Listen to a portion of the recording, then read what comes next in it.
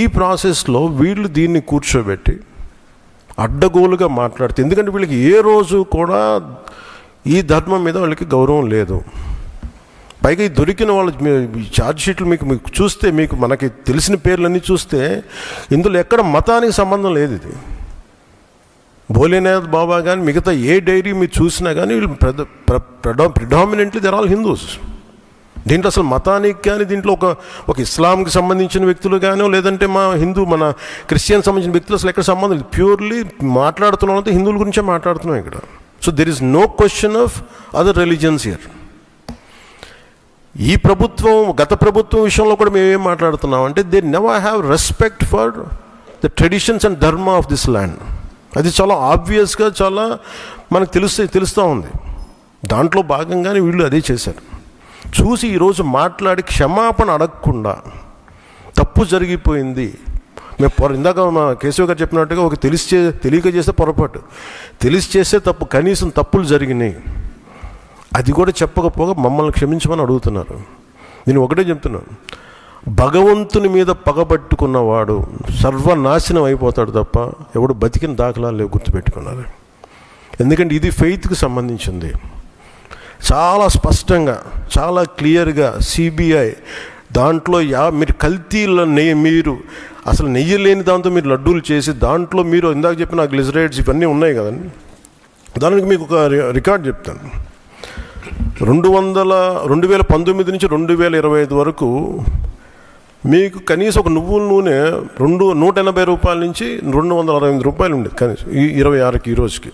So వీళ్ళు supply చేసే కాడికి మామూలు బజార్లో దొరికే ఒక నెయ్యి కనీసం 420 రూపాయలు కిలో. 2019 460 రూపాయలు, 2020 21కి 500 రూపాయలు. అలాంటి నెయ్యి వీళ్ళొక్కళ్ళకి మనకి 300 నకిలీకి 319 రూపాయలు ఒకటి, 329 రూపాయలు ఒకటి, ఇవన్నీ కూర్చోబెట్టి ఈ నెయ్యిని సప్లై చేశారు. దీన్ని బట్టి మనకు అర్థమైంది. దీన్ని బట్టి బేసిక్ ఒక హౌస్ వైఫ్ చెప్పగలరు, ఒక గృహిణి చెప్పగలదు ఇది ఎంత కల్తీ జరిగిందనేది.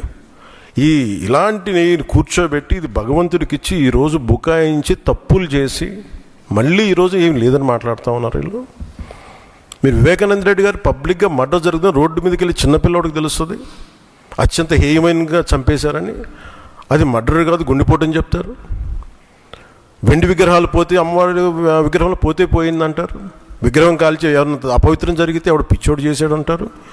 ఈరోజు కల్తీ జరిగింది మాట అసలు కల్తీ లేదు, ఇది పూర్తిగా క్లీన్ చిట్ ఇచ్చిందంటారు. దీన్ని బట్టి మనం అందరం అర్థం చేసుకోవాల్సింది ఇది వీళ్ళకి దీని మీద గౌరవం లేదు. వీళ్ళకి 7 కొండల వాడికి 2 కొండలు చాలు అన్న ఆలోచన విధానం నుంచి పుట్టిన వాళ్ళు ఈరోజు ఏ స్థాయికైనా దిగజారగలరో ఇది చాలా ప్రస్ఫుటంగా మనందరికీ తెలియజేస్తూ ఉంది.